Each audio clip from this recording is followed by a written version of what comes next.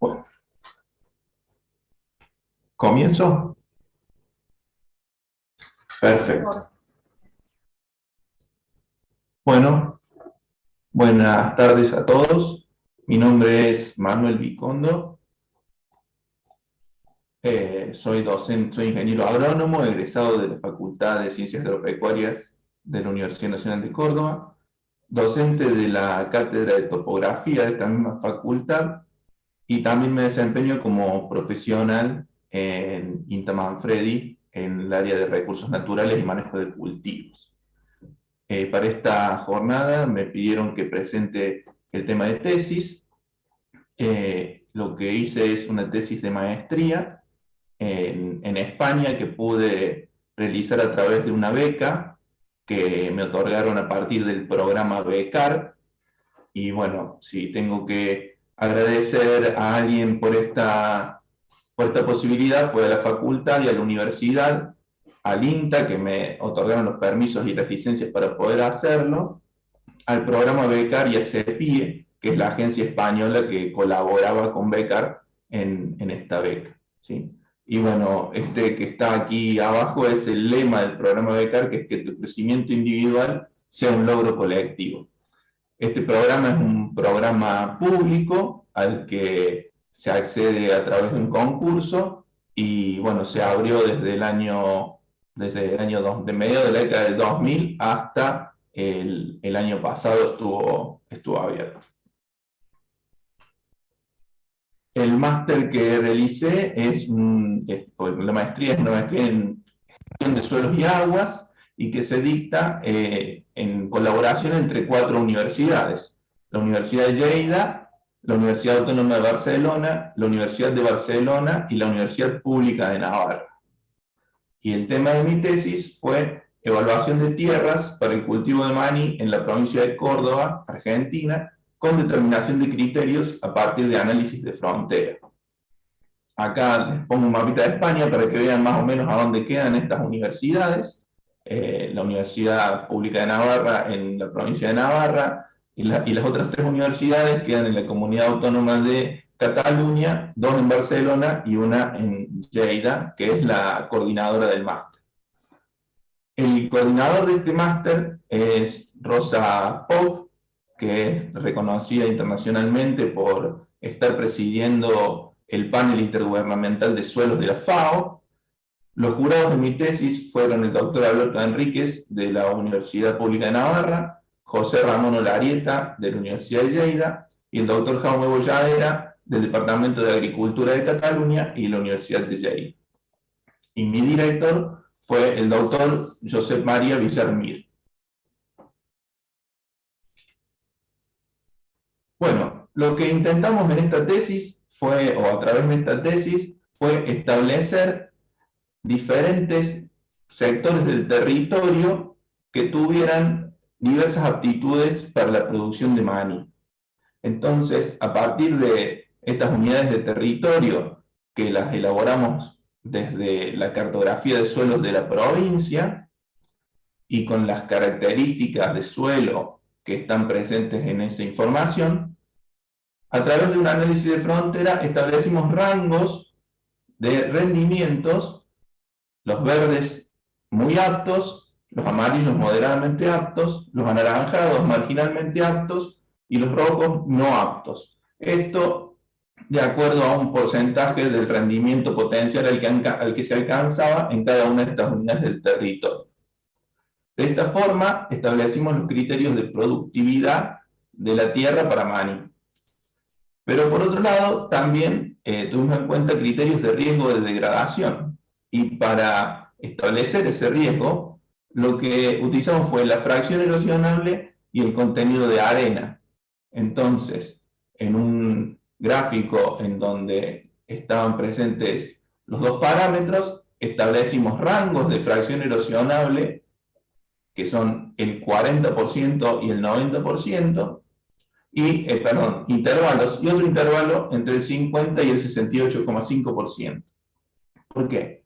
Porque por debajo del 40% difícilmente haya, o las pérdidas de erosión por erosión son tolerables o están dentro del rango de la tolerancia, por encima del 40% no se toleran. Pero en cuanto al contenido de arena, vemos que los suelos que tienen un contenido menor al 68,5% pueden modificar su fracción erosionable con el manejo, pero si tienen un contenido de arena mayor, ese 68,5%, el contenido no se puede, la fracción erosionable no se puede modificar a través del manejo.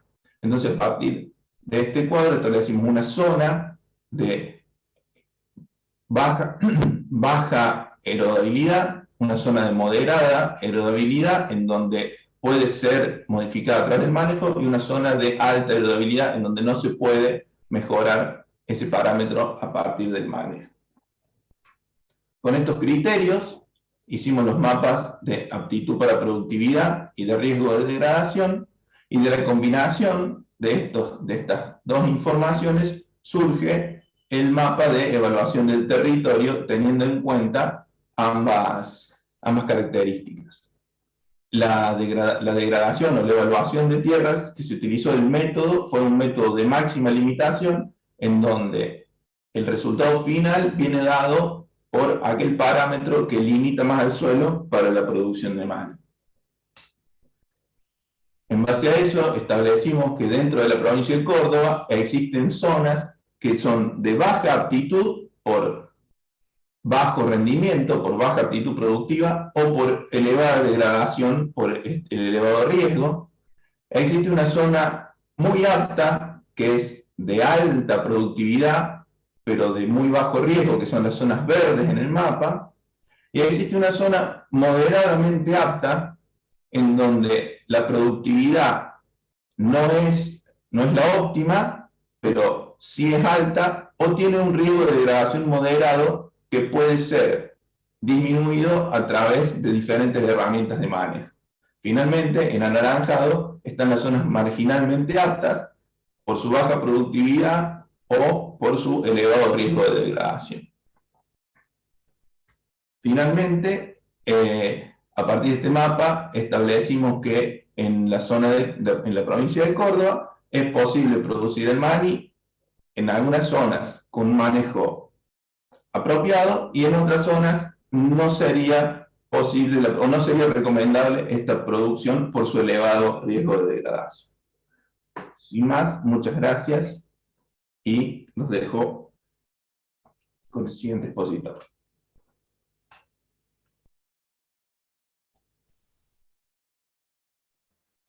Muchas gracias, Manuel. Qué interesantes. ¿Alguno quisiera preguntar algo?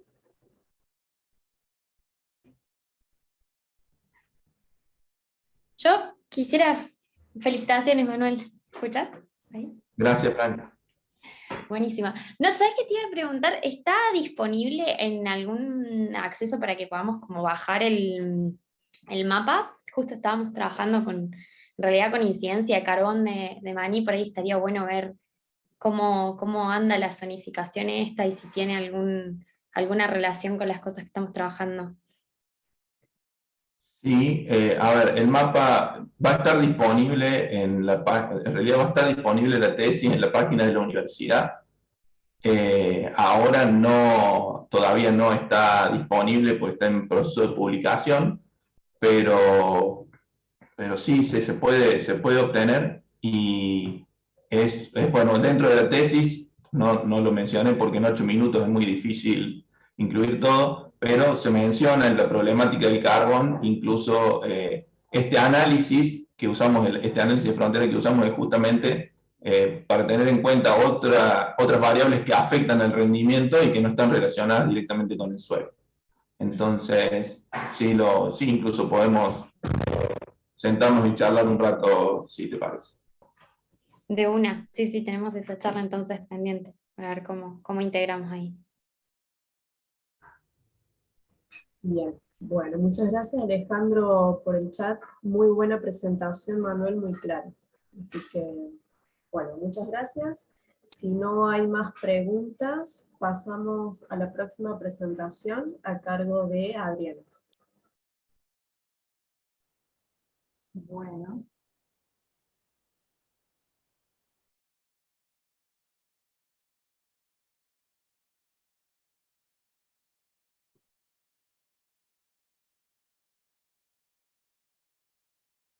A ver, Edith, vos comentame si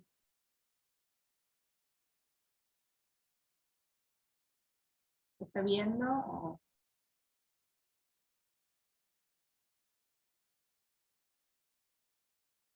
¿Se ve, Edith? ¿Sí? Sí se ve. Fantástico, gracias. Bueno, acá yo lo que voy a presentar, mi nombre es Adriana Vitrianco. Lo que voy a presentar es un extracto un resumen de lo que fue mi tesis doctoral. Mi tesis doctoral fue presentada a la Facultad de Ciencias Exactas, Físicas y Naturales de la Universidad Nacional de Córdoba. Perdón, ahí, de la Universidad Nacional de Córdoba, y la directora de mi tesis fueron la doctora Susana Ábalos y la doctora Adriana Salvo, y miembros de la comisión asesora tenemos fueron la doctora Nancy Greco y la doctora Margarita Roca de la Universidad de La Plata, y el doctor Andrés Vicintín de acá de la Universidad Nacional de Córdoba, de la Facultad de Ciencias Exactas, Físicas y Naturales. El tema de mi tesis, bueno, yo trabajo en la cátedra de manejo sanitario de los cultivos, y el tema de mi tesis fue de tisanópteras asociados a la vid, Vitis vinífera y Vitis labrusca en la región centro de Argentina. Aspectos relacionados con el manejo integrado de las plagas. Adri, discúlpame, ¿podrás poner en modo presentación el PowerPoint? Y eso es lo que estoy intentando. Ah. ¿Sale? Ahí está. Ahí sí, ¿verdad, Edith? No, yo sigo viendo la plataforma de PowerPoint.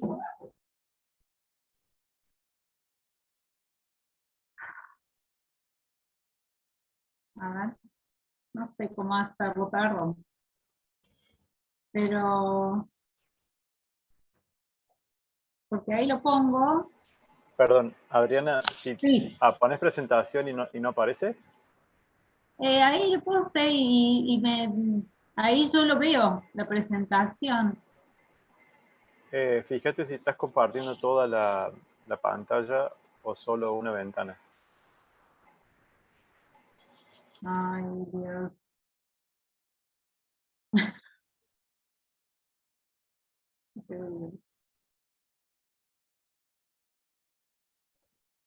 No sé, porque voy a hacer más macana. Uso de la pantalla.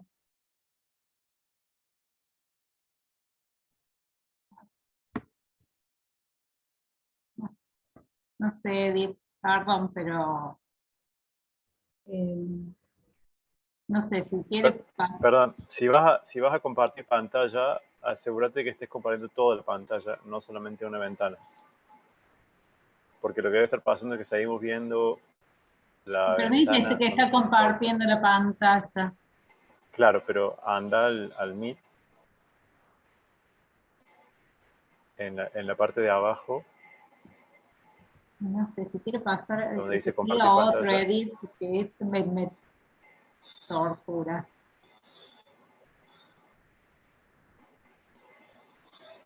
Bueno, perdón, salí y pongo compartir pantalla.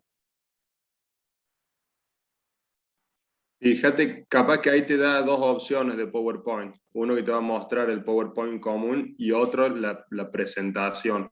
Entonces, como que tenés que elegir por ahí entre las dos versiones que tengas abiertas.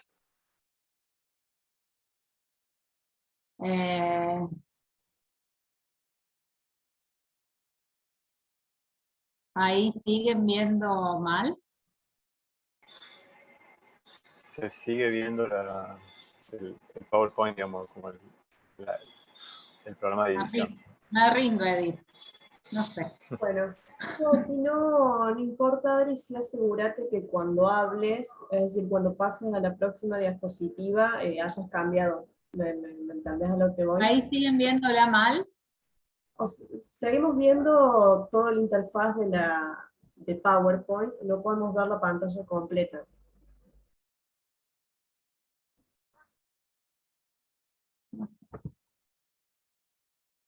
No sé, si quieres seguir otro y que yo vuelvo después, no sé qué hacer.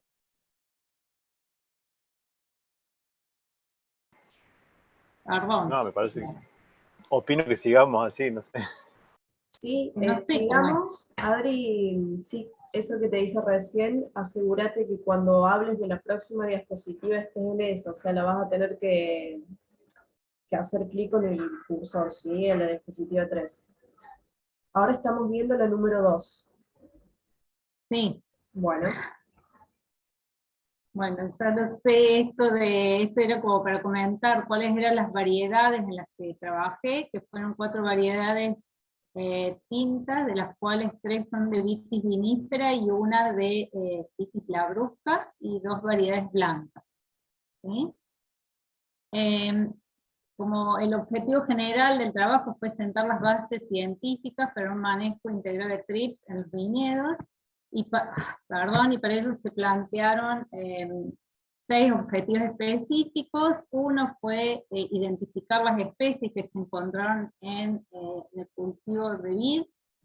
Otro fue ajustar métodos de muestreo para estos cisanópteros, y para eso se utilizaron trampas cromáticas blancas y azules, que son las establecidas que funcionan, y además se determinó un modelo de recuento reducido para en relación al resto de las trampas. Por otro lado, esto se hizo en las distintas variedades. Por otro lado, otro objetivo fue analizar la abundancia poblacional de las trips en las distintas variedades y relacionar los daños que causaban los trips en las distintas variedades de vid. Bueno, en base a esto, después se relacionó con la captura en flores, de trip en flores, con lo capturado en las trampas. Y por otro lado se determinó el efecto de las lesiones causadas por los trips sobre las uvas. A continuación, el cuarto objetivo fue relacionar estas lesiones causadas por los trips con las diferentes variables de calidad enológica de los mostos y de las uvas. Esto se trabajó en 2 variedades de vid. Un quinto objetivo fue determinar los hospederos alternativos que había para estas especies de trips que identificamos en la zona, ¿no? Y entonces hacer una revisión bibliográfica de lo que había y ver qué es lo que encontrábamos nosotros o qué encontraba en la zona. Y finalmente evaluar la eficiencia de distintos tipos de insecticidas para el control de este trip. Y esta evaluación de eficiencia fue evaluando lo que es la cantidad de trips encontrados y los daños que se observaron en las uvas pasados los días. De esta manera, ¿qué es lo que queríamos con estos 6 objetivos? Lo que quería era trabajar diversos aspectos relacionados a lo que es el manejo integrado de la plaga, que lo primero siempre es identificar y después trabajar sobre el monitoreo y distintas medidas de manejo, como puede ser medidas de manejo cultural, resistencia, si había resistencia genética, un control químico. Adri, discúlpame que te interrumpa, no Sí. sé si todos coinciden conmigo, pero algo le pasó a tu pantalla que vemos azul, no vemos más la presentación. Bueno, no sé, porque yo lo veo. Bueno, sí, nos vemos. Azul. Bueno, no sé. No sé qué decirte, Edith. Si podés dejar de presentar y volver a presentar, a ver si... ¿En serio?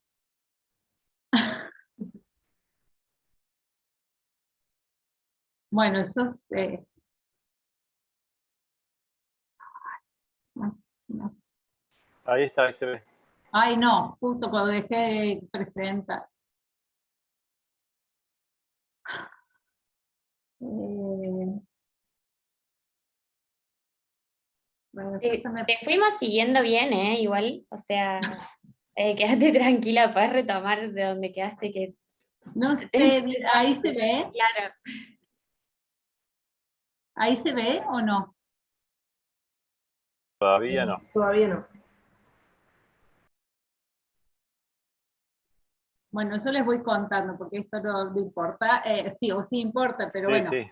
Todo este trabajo en viñedos se hizo en Córdoba, en la región, en Colonia Carolla, y se trabajó en 6 viñedos que están distribuidos a lo largo de toda la colonia. Sabemos que Colonia Carolla es la zona viñetera por excelencia acá en la provincia de Córdoba.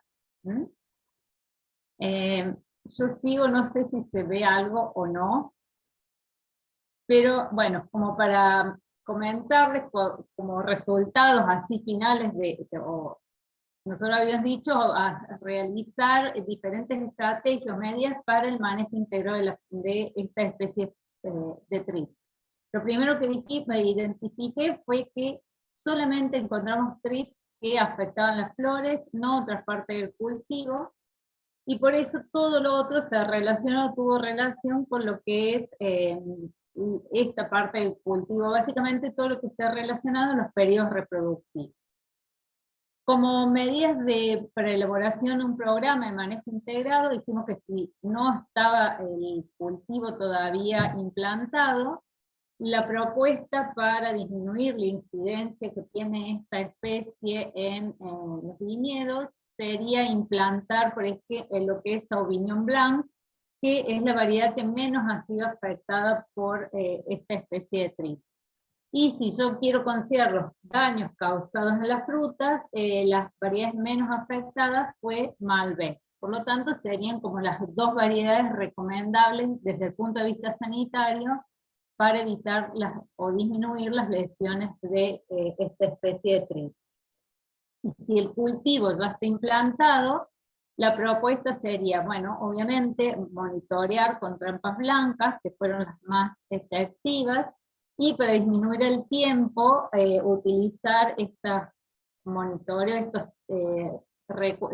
monitoreos de recuentos reducidos, y específicamente uno que fue el de 40 cuadraditos tomados al azar, que con esto es eficiente y se reduce mucho el tiempo de lectura. Considerando las especies que se encuentran en los hospederos alternativos, encontré 6 especies de hospederos alternativos que se denominan verdaderos, porque tanto así encontré larvas como adultos.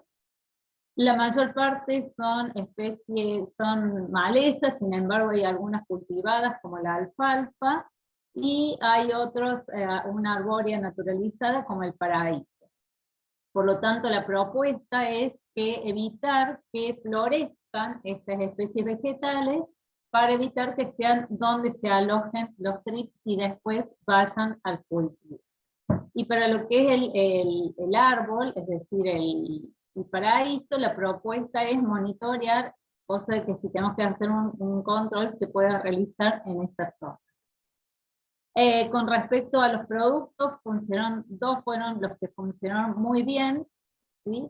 Y como futuras líneas de investigación, la propuesta es trabajar sobre distintos enemigos naturales, cuáles pueden ser los más eficientes para el control de esta plaga, ver qué efecto tienen las malezas, ¿sí? Como hospederos también de estos enemigos naturales, y ver qué medidas de manejo se pueden hacer o qué impacto pueden tener medidas de manejo como lo que es como puede ser un control mecánico sobre estas malezas. También evaluar el impacto que tienen los daños sobre la calidad enológica de otras variedades de vid, o sea que solamente evalué 2, y evaluar otros insecticidas, fundamentalmente otros insecticidas que tengan menor impacto sobre la fauna Venus.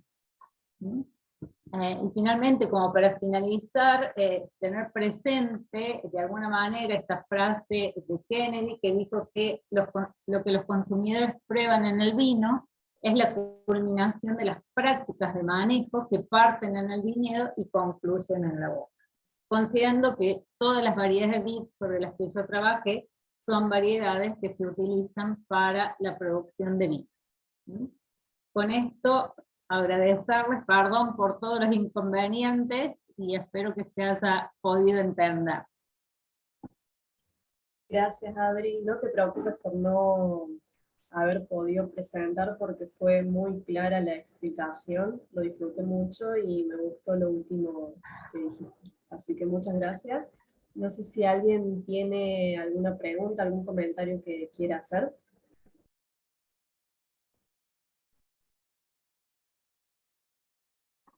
Que aprenda a usar el Zoom. Bueno, muchas gracias, Adri. Muchas gracias. Ahora seguimos con la próxima presentación. Alejandro. Bueno, hola, buenas tardes de vuelta. Ahí comparto.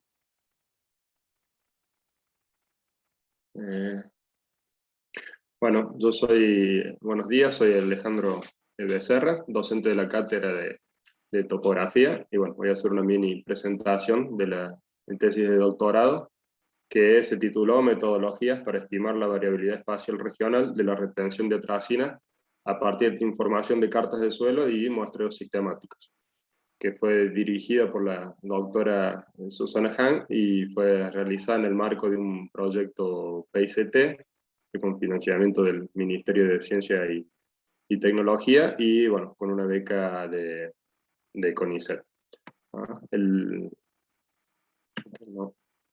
Pasando esto. El origen, digamos, del problema de investigación está relacionado con el aumento de la superficie cultivada, en particular, digamos, bajo siembra directa, que al apoyarse fuertemente en los herbicidas para el control de malezas, provocó un aumento en el consumo de estos fitosanitarios que, bueno, siguen alza. Una vez, digamos, que un fitosanitario, bueno, en este caso un herbicida, llega al suelo, hay tres grandes, digamos, procesos que regulan su destino en el ambiente, que serían las transformaciones, la retención y el transporte. Como es muy complicado, costoso, ¿no? Hacer determinaciones de herbicidas en agua, ya sean subterráneas o superficiales, se utilizan modelos teóricos para predecir, digamos, el destino de los herbicidas. Estos modelos utilizan, digamos, como parámetro de entrada un parámetro para cuantificar la retención que tienen los herbicidas en el suelo. Entonces, el objetivo de este trabajo fue establecer modelos de representación de la variabilidad regional de la retención de atracina a partir de la diversidad de condiciones edáficas presentes en la provincia de Córdoba. Porque, bueno, la retención está condicionada justamente por las características del suelo y las características del herbicida, digamos, a analizar. Bueno, esta tarea se fue haciendo, digamos, en distintas etapas y utilizando metodologías, digamos, adaptadas a la disponibilidad de datos que teníamos. Al principio se logró hacer un mapa de KD, que es un coeficiente, digamos, que representa esta capacidad de un suelo de absorber un herbicida. Lo hicimos, digamos, este mapa, utilizando un modelo de predicción, digamos, desarrollado por otros investigadores, y con datos de las cartas de suelo que estaban publicados en las cartas, que algunos ya tenían varios años de antigüedad. mientras tanto, fuimos haciendo un muestreo sistemático en toda la provincia, ¿no? Recolectando muestras de suelo, lo que nos permitió después hacer, como si fuera el mismo mapa, equivalente, pero ya utilizando datos de muestreo, o sea que son datos actualizados, y recolectados para este fin determinado. Este modelo, digamos, de predicción utilizaba las variables de arcilla, materia orgánica y pH. Con las muestras, después, también se pudo hacer la determinación analítica, o sea, para ya tener un valor medido y no estimado. Entonces, con eso se puede hacer también un mapa, ¿no?, de KD, ya con los valores determinados analíticamente, que serían los que por ahí reflejan más fielmente lo que es la realidad.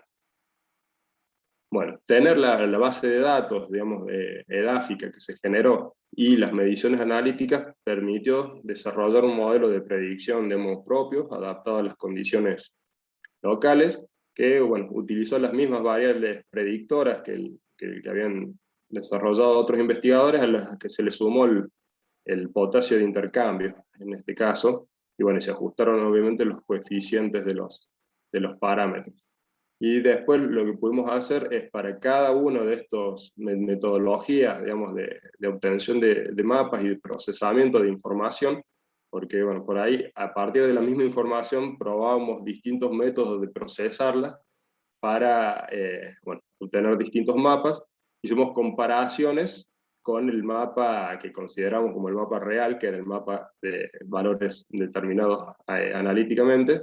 Entonces, bueno, fuimos comparando para ver las diferencias que obteníamos, no solo en valores absolutos, sino en su distribución espacial. Entonces, bueno, íbamos obteniendo para cada uno de los mapas y de las metodologías utilizadas diferentes mapas comparativos para poder evaluar en cada caso, digamos, de que contemos con distintos tipos de información, cuál sería la metodología más apropiada.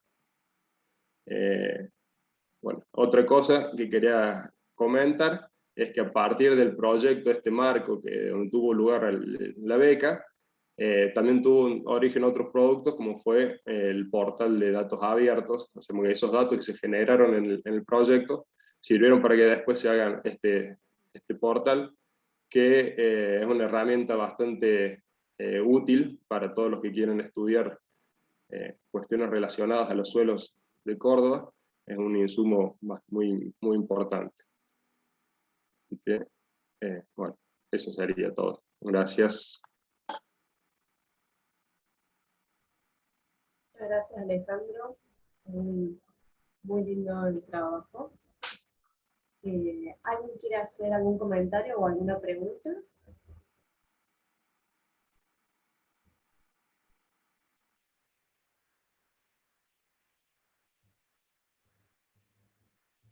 Bueno, te agradezco, Alejandro, la presentación.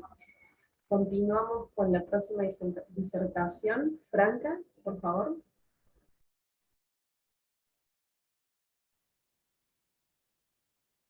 Bueno, ahí voy a compartir la pantalla completa. Díganme si se ve bien, se escucha bien. Sí. ¿Estamos bien? Genial. Bueno, mi nombre es Franca. Yo voy a aprovechar, sabía que venía el Ale primero, que hemos trabajado en cosas en el mismo proyecto. El título de mi tesis es Metodología para el análisis espacial de retención, que es el proceso que ha estudiado el Ale, y disipación de herbicidas en suelo. En este proyecto también me acompañó Susana Hahn y Mónica Balsarini. Por ahí las diferencias que tienen con las aproximaciones que escuchamos recién es que, bueno, hemos hecho como mucho hincapié en la metodología estadística que utilizamos para lo que son los tratamientos de datos espaciales, justamente para mapear. Ella nos contó que hay una serie de procesos que regulan los destinos de un fitosanitario que se aplica al suelo. Entre esos procesos está la retención que vimos recién, y otro proceso que tiene que ver con la transformación. La transformación principalmente se da por vías microbianas, que tiene que ver con la degradación, y va a terminar definiendo la persistencia de una molécula en suelo. Entre esos dos procesos, que son los dos procesos que hemos medido para ese sistema de información geográfica de los suelos de la provincia de Córdoba, se pueden decir muchas cosas sobre la peligrosidad hacia la contaminación de herbicidas en suelo. Es por eso que nosotros hemos trabajado mucho en modelarlos y poder mapearlos. ¿Cuál es el problema o el desafío en esto de poder modelarlos y mapearlos? Es que en general que esa cuantificación analítica de todo lo que tiene que ver con estas moléculas orgánicas, en este caso como dijimos herbicidas, es compleja desde el laboratorio, y también es bastante costosa. Entonces sí o sí necesitamos entrar en este mundo de los modelos predictivos. En ese sentido se aproximan y se definen un montón de desafíos metodológicos. ¿Por qué? Principalmente porque, bueno, por un lado tenemos un objetivo de abordar una escala grande, o sea, tenemos el objetivo de abordar la escala de la provincia de Córdoba. Por otro lado, estamos trabajando con mediciones o muestras que asumen o que tienen una estructura continua, es decir, que esas mediciones no son independientes entre sí, y muchos de los modelos desarrollados que había o que hay asumen independencia entre observaciones. Entonces se da todo un marco teórico para trabajar con estas cosas, que es el marco del mapeo digital de suelos. Digital porque utilizamos un montón de herramientas entre modelos e información auxiliar de variables de sitio del territorio para explicar otros procesos. En este caso, los dos procesos en cuestión que les contaba recién, que eran la retención por un lado y la disipación por el otro. Bueno, el alimento de todo este trabajo es el muestreo que también contó Ale recién, ¿sí? El muestreo del suelo superficial de la provincia de Córdoba. A eso le adicionamos una serie de información satelital y espacial que tiene que ver con variables topográficas y climáticas. Para hacer las mediciones utilizamos una serie de herramientas metodológicas para la optimización del muestreo, para estar seguro que de todo ese universo de puntos que tenemos ahí, que teníamos mediciones edáficas y toda esta información climática, tener como una buena herramienta para elegir cuáles eran los puntos más importantes o más claves para poder medir y después poder hacer un buen modelo a partir de eso. Por eso utilizamos indagamos un poco en metodología de muestreo y utilizamos este muestreo que es el hipercubo latino condicionado. Ahí determinamos los índices para retención. Bueno, están el trabajo que hizo Alec, o sea, la retención de atracina, y además hicimos retención de glifosato, y luego medimos disipación para atracina. Todo eso conforma la base de datos con la que vamos a tratar o vamos a trabajar mucho en lo que es la modelación estadística. En ese sentido, bueno, también les queríamos contar que como son tantos estos desafíos metodológicos, o por ahí tantas las complejidades a la hora de modelar o de mapear, particularmente yo emprendí el viaje también de hacer otro trayecto académico, que fue la maestría en estadística aplicada, en la que, bueno, como que sumergimos un poco en el estudio más estadístico, y ahí también se hizo una tesis metodológica para optimizar y para indagar cuáles son los mejores algoritmos o las mejores herramientas que tenemos para el mapeo digital, justamente. Bueno, en ese trayecto me acompañó también Mónica Balsarini y el profesor Raúl Machiavelli de la Universidad de Puerto Rico. Bien. Ya les conté un poco de esas cuestiones de los desafíos. Los principales desafíos aquí es la selección de modelos. Cuando uno tiene muchas variables, elegir cuáles son las variables con mayor capacidad explicativa en el marco de un modelo es un desafío bastante importante, y sobre todo poder validar, o sea, poder tener una medida de la incertidumbre, es decir, ese mapa que tenemos, cuánto nos estamos equivocando en lo que estamos diciendo con ese mapa. Bien, la primera aproximación en el marco de la tesis era que era como era un territorio muy amplio y con una heterogeneidad edáfica importante. Lo que hicimos fue emplear algunas herramientas metodológicas para poder zonificarlo, estratificarlo, para averiguar si había una estratificación y averiguar cuáles eran la estratificación que mejor explicaba las diferencias en el suelo que teníamos allí en la provincia. Definimos 4 zonas con características edafoclimáticas contrastantes, sí, porque eran edáficas del horizonte superficial y climáticas en general para el territorio. Ese fue como el primer paso. Luego nos adentramos bien en los modelos para mapear cada uno de los procesos. Primero mapeamos retención, esto lo hicimos para glifosato y atracina. Aquí se están mostrando los resultados para lo que es el coeficiente de retención de atracina. Fíjense que aquí nosotros hicimos toda una selección de modelos y toda una investigación para averiguar cuáles eran las covariables que mejor explicaban este proceso, y obtuvimos este resultado, ¿sí? Fíjense que tenemos un cociente entre temperaturas y precipitaciones, carbono orgánico de suelo y porcentaje de arcilla. En todos estos procesos nosotros elegimos también, a raíz de una investigación metodológica, hacerlo por una aproximación que son las regresiones bayesianas, porque las regresiones bayesianas hoy en día nos aportan una muy buena solución, una muy buena alternativa para trabajar estas cuestiones de la falta de independencia entre las observaciones y las estructuras espacial que existe entre, sobre todo, particularmente para el mapeo digital de suelo, variables que están muy estructuradas desde el punto de vista espacial. Bueno, lo que pueden ver allá abajo es no solo que hemos mapeado el proceso en sí, que es el coeficiente de retención, sino también las medidas de incertidumbre, expresadas como un desvío estándar de esa predicción. Lo demás son los errores de predicción del modelo global. Lo mismo hicimos con lo que fue la vida media de esta molécula. Aquí tuvimos que hacer como un pasito antes para medir vida media de disipación. Hay que modelar lo que es como la cinética de disipación del herbicida en suelo. Para eso tuvimos que, por cada uno de los suelos que medimos, medir en 5 tiempos diferentes y modelar esta cinética de decaimiento de la concentración. Una vez hecho eso, lo hicimos con modelos no lineales mixtos, agregando un efecto aleatorio de suelo para contemplar la variabilidad que le inducía justamente la variable edáfica al proceso de disipación. Y una vez que obtuvimos esa dinámica de disipación, de allí despejamos la vida media para los suelos en la que la habíamos medido, y repetimos como el protocolo anterior de mapeo digital de suelo. Entramos a elegir las covariables que mejor explicaban el proceso de disipación, y con esas covariables lo mapeamos.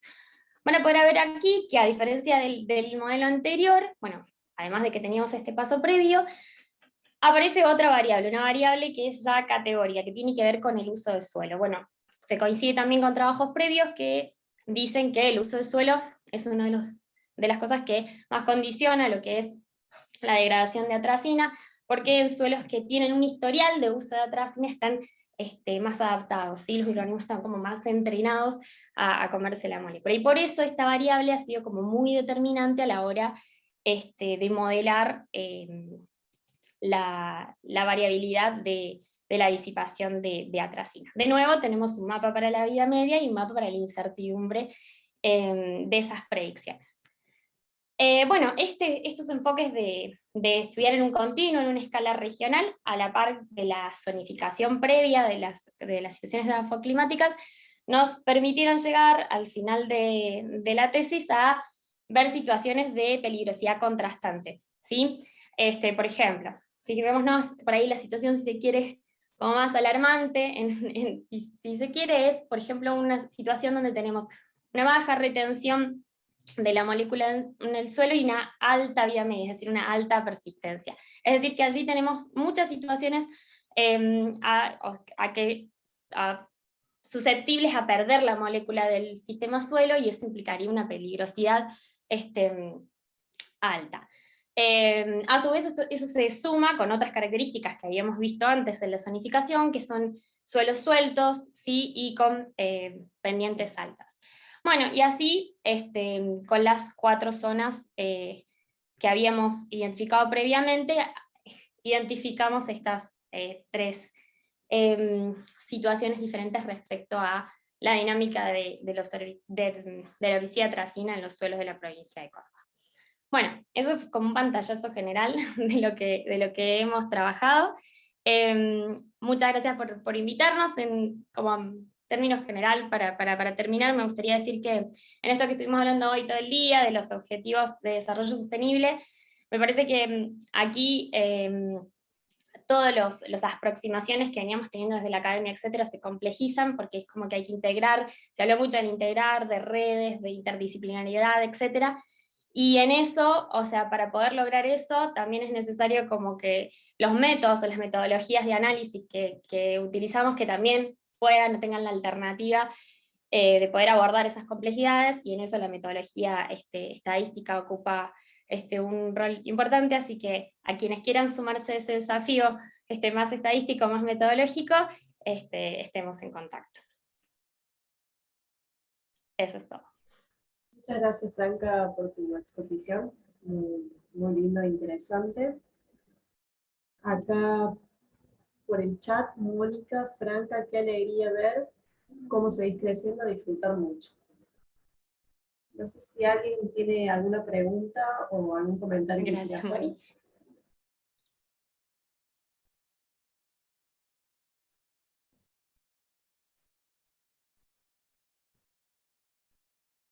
Bueno, muchas gracias, Franca. Muy lindo.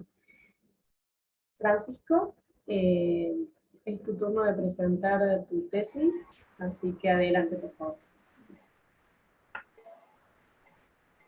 Bueno, ¿se me escucha? Sí. Bueno, buenas tardes a todos los que entraron después del inicio. Bueno, antes de empezar con la presentación, quería, y para no quitar tiempo al anterior, estoy de acuerdo con lo que dice Franca, el tema de la complejidad de los modelos estadísticos implica que la multiplicidad de disciplinas que se involucran hagan que estos espacios de compartir nos permitan, bueno, conocer qué están haciendo los demás y cómo podemos enriquecer nuestro trabajo o cómo colaborar con otros, me parece súper importante. Bueno, dicho eso, voy a presentar, hacer lo más resumido posible lo que fue mi trabajo de...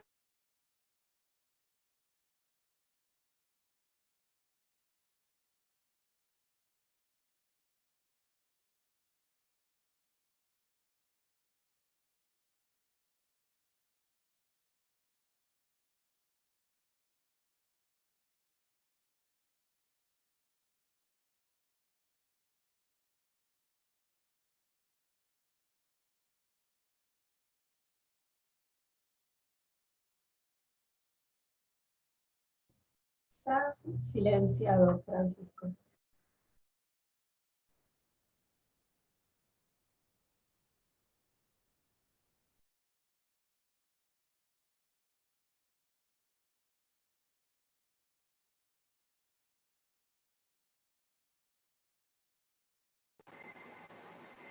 No sé por qué cuando presento se queda sin audio. A ver.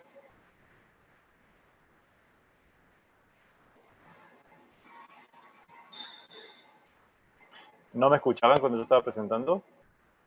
No, No. lamentablemente no. Bueno. A mí me pasaba que si ponía compartir el modo presentación es como que se quedaba con el audio de la presentación. Así que como que tenés que compartir la pantalla. La pantalla completa. Bien. Sí. Bueno.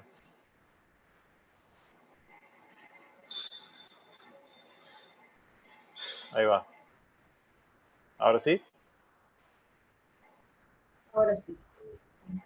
Bueno, perfecto.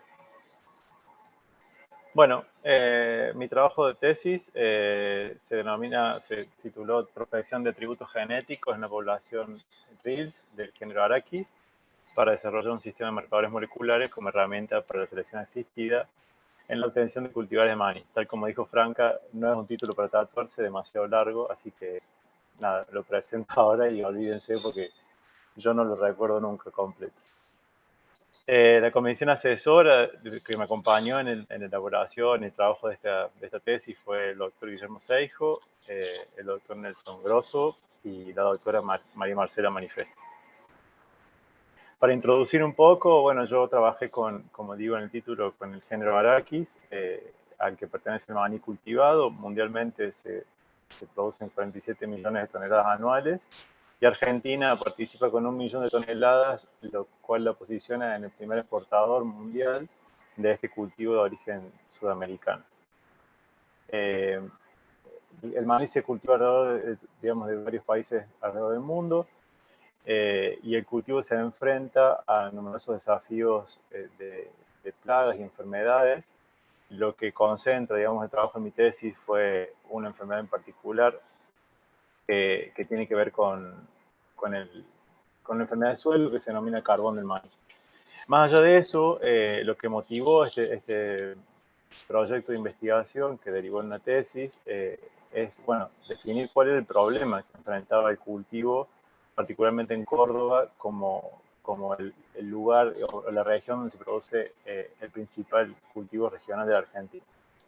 El estado poliploide que tiene la especie, la forma de reproducción, la domesticación que ha utilizado siempre pocos parentales para la obtención de nuevos cultivares, derivan o digamos generan una escasa variabilidad en cultivares comerciales y que haya baja respuesta en el mejoramiento del cultivo. Es decir, no hay mucho para elegir en el proceso de selección para poder mejorar el cultivo. De las enfermedades que mencionaba que afectan el cultivo, el carbón del maní es la más importante en la región, por eso digamos, lo que centra el proyecto de investigación de esta tesis, en lo que se centra. Y desde la identificación de la enfermedad en el 86 hasta el primer reporte de la enfermedad en Córdoba en el 95, hoy la enfermedad se distribuye en un área de más de 2.000 kilómetros cuadrados, con un 52% de incidencia, que genera un 35% de pérdidas, que traducido en términos monetarios significan 14 millones de dólares anuales. Los programas de mejoramiento con esta metodología de introgresión de genes silvestres, que es lo que yo practiqué en el proyecto de tesis, están, bueno, obviamente muy directamente relacionados con los ODS, ya que la posibilidad de selección de variabilidad genética condiciona y está condicionada por la conservación de la biodiversidad de los ambientes terrestres. Es decir, si no se conservan los ambientes donde estos genes silvestres se generan y donde naturalmente han evolucionado, digamos, nos enfrentamos ante el problema de no poder seleccionar variabilidad para mejorar el cultivo. Las especies silvestres del género son diversas, representan una gran genoteca, digamos, es decir, un gran pool de genes que pueden ser utilizados para el mejoramiento. Y afortunadamente en Argentina los bancos de germoplasma tienen un acervo primario, que serían las especies más emparentadas con el cultivo, y un acervo secundario que pueden ser utilizadas como fuente de variabilidad para el mejoramiento. Hay un aislamiento reproductivo entre Arachis hipogia y las especies silvestres, porque las especies silvestres son diploides y el cultivo es tetraploide. Entonces, bueno, mediante la duplicación de cromosomas podemos sortear esa barrera, y es lo que se viene haciendo alrededor del mundo con esta técnica de introgresar genes desde las especies silvestres al cultivo de maní. En la facultad, junto con el criadero del Carmen, se generó un material a partir de 3 especies silvestres, que es el anfidiploide este que se señala ahí abajo, a partir de 3 especies silvestres, y luego, mediante el cruzamiento de este con una especie de cultivo, una variedad cultivada, perdón, se obtuvo esta población de RILs, que es la que permitió este proyecto de investigación, que son 103 líneas endocriadas interespecíficas de maní. Bueno, para hacer una utilización plena de los materiales silvestres, hay que tener en cuenta que cuando uno introgresa genes silvestres, vuelve, digamos, a la planta como un estado casi primitivo. Entonces, en la medida que se va recuperando el rendimiento en el proceso de mejoramiento, hay que monitorear la calidad nutricional de estas plantas. Entonces, además de lo que significó el proceso de investigación para caracterizar a las plantas morfológicamente y molecularmente, tuvimos que también hacer una caracterización química de las mismas. Esta tesis tuvo como eje central la utilización de marcadores moleculares que, como dice el título, el objetivo era seleccionar una batería o un grupo de marcadores moleculares que sirvieran como herramienta de asistencia al mejoramiento del cultivo. Y bueno, desde el 2000, digamos, desde el principio de los 2000 hasta la actualidad, la evolución del uso de marcadores moleculares en el cultivo ha significado un avance sustancial, y desde el 2009 que aparecieron los primeros marcadores moleculares asociados a nematodos del suelo, han surgido muchos otros marcadores moleculares que permiten seleccionar materiales que llevan a alguna variante específica, y eso acelera el proceso del mejoramiento. El objetivo general de tesis fue caracterizar los atributos fenotípicos y genéticos de esta población interespecífica que presenté. Y los objetivos específicos son muchos, no voy a desarrollar todo porque sería muy largo, pero sí que, bueno, que se caracterizó fenotípicamente a la población de Reels, caracterizamos los parámetros químicos, hicimos una caracterización genotípica mediante el uso de marcadores moleculares SNPs y microsatélites, y construimos un mapa genético para después identificar regiones genómicas asociadas al carbón del maní y identificar cuáles eran los genes candidatos que otorgaban esa resistencia. Bueno, rápidamente, todo el proceso experimental se llevó a cabo la parte de los ensayos de campo en General Cabrera. Para hacer las mediciones morfológicas se tomaron mediciones morfológicas típicas de descriptores de la especie, tanto de estructuras vegetativas como de estructuras reproductivas, y como resultado se obtuvo que bueno, se generaron 6 grupos de resistencia, digamos, donde tenemos 29 RILs que son las más resistentes, con un menor al 11% de incidencia. Esta variabilidad o esta segregación en el carácter de la resistencia a la enfermedad es lo que permitió luego encontrar regiones genómicas asociadas a la resistencia. Con método multivariado encontramos que se formaban 4 grupos morfológicos a los cuales pertenecían en mayor medida las RILs que eran resistentes al grupo que se parecía morfológicamente a este anfidiploide, a este material que venía de las especies silvestres, indicándonos de alguna manera preliminarmente que las especies silvestres son las que habían generado esta variación en la resistencia en la población derivada de este cruzamiento con maní cultivado. Finalmente, para la caracterización fenotípica, hicimos una caracterización química y de ácidos grasos.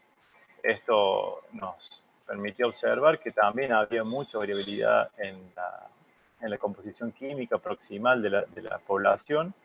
En general, observamos que los parámetros eran los típicos para el maní, pero sí teníamos, por ejemplo, 16 líneas que son resistentes al carbón del maní, que tenían un 53% de grasa, lo cual excedía el promedio general que se reporta para los parámetros industriales del maní, que se representa, digamos, un material muy interesante para el mejoramiento, ya que el aceite hoy en el maní es el carácter más buscado en el mejoramiento.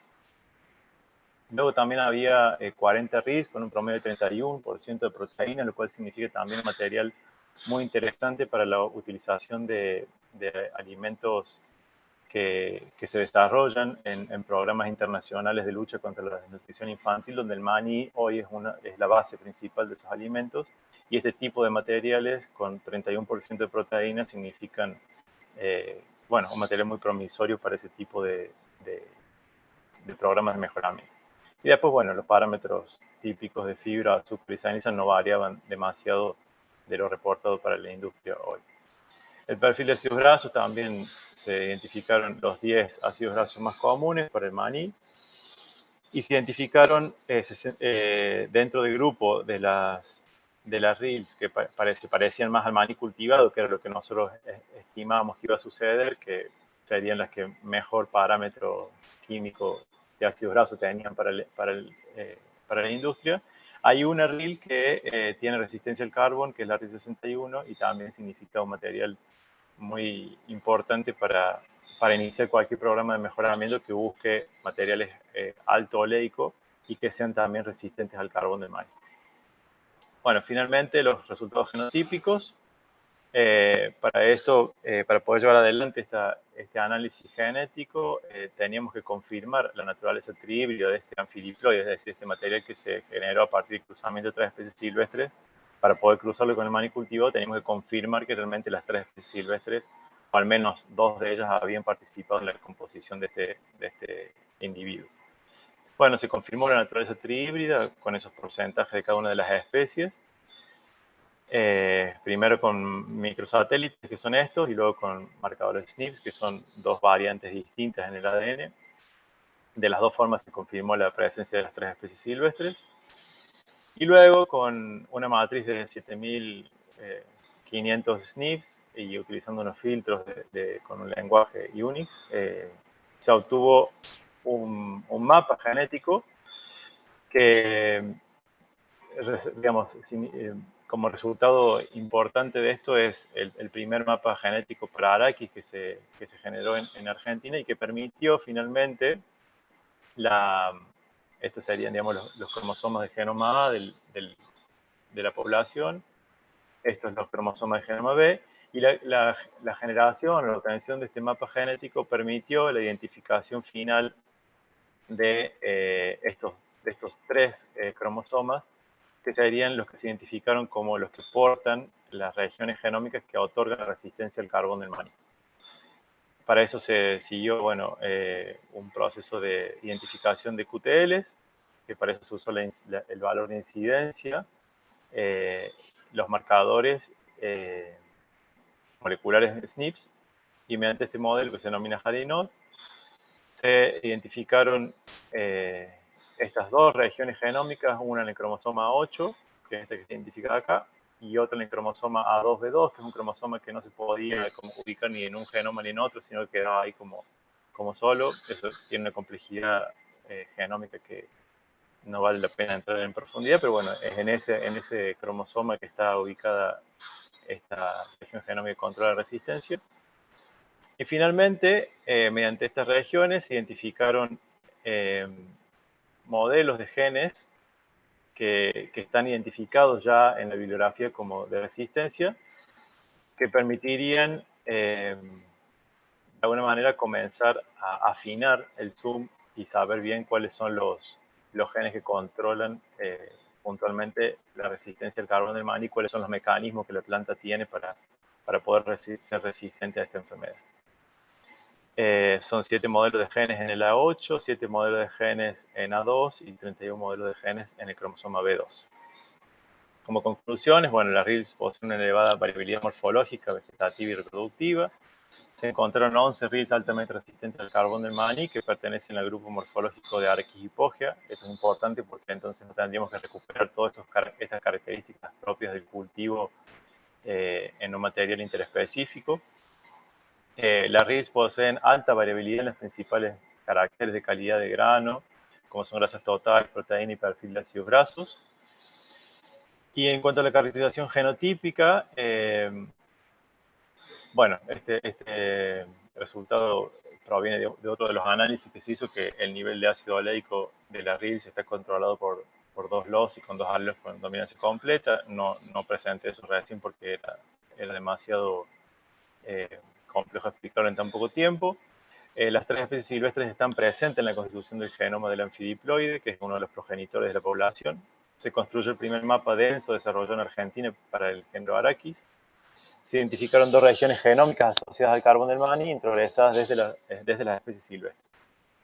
Y los intervalos de los QTL son ricos en genes de resistencia y se expresan en estadios tempranos del desarrollo del fruto. Esto es importante porque otros grupos ya han determinado que el momento de infección del hongo es cuando el fruto está comenzando a desarrollarse, y el hecho de que estos genes estén activos en ese momento los transforma, o digamos, los convierte en excelentes candidatos para ser los genes que podrían estar otorgando esta resistencia. Como proyección de este trabajo de tesis doctoral, tenemos el objetivo de hacer una identificación más precisa de los genes que rigen la resistencia al carbón del maní, y estas son las instituciones que colaboraron y financiaron este trabajo de investigación. Bueno, eso sería todo. Muchas gracias.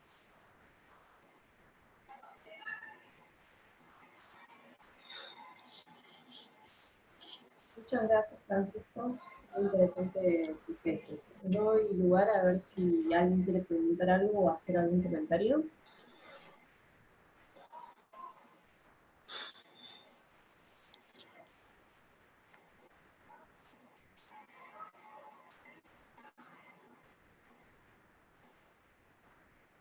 Bueno, de esta manera finaliza la mesa de exposición de tesis rendidas. Les agradezco mucho a los expositores por compartir sus tesis, han sido muy interesantes. Y voy a dejar de grabar primero.